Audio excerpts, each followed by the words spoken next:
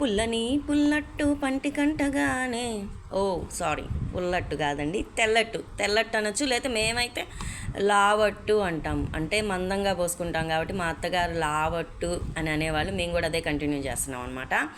ఈ లావట్టులో కొబ్బరి, ఉల్లిపాయ, ఎండుగారం, ఉప్పు కలిపి మిక్సీ వేసి ఉల్లిపాయ ముక్కలు మళ్ళీ కలుపుకొని దానిలో కొంచెం తాలింపు కలుపుకున్నాం అనుకోండి, ఒక్కళ్ళే 10 అట్లు తింటారనమాట. ఇంకా అందరం కొట్టుకోవాల్సిందేనమాట. ఇంకా మా స్వీటీకి అయితే ఈ పచ్చడి, ఈ లావట్టు పిన్ని, ఈ లావట్టు చెయ్యి, ఆ పచ్చడి చెయ్యి అంటుంది.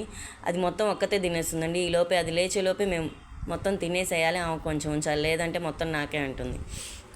చూసారు కదా, మీరు కూడా అట్టుపిండి వేయించుకొని రెండో రోజు ఇలా లావట్టు పోసుకోండి. ఫస్ట్ రోజు ప్లెయిన్ దోశ పోసుకొని రెండో రోజు ఇలా మందంగా అట్టు పోసుకొని ఇలాంటి చట్నీ చేసుకొని తింటే ఒక్కళ్ళే 10 అట్లైనా తినేస్తారు. కానీ 10 అట్లు మాత్రం తినకండి, నేను చెప్పానని. 4 అట్లే తినండి, ఎండలకి మంచినీళ్ళు అయ్యి అల్లాడిపోతారు.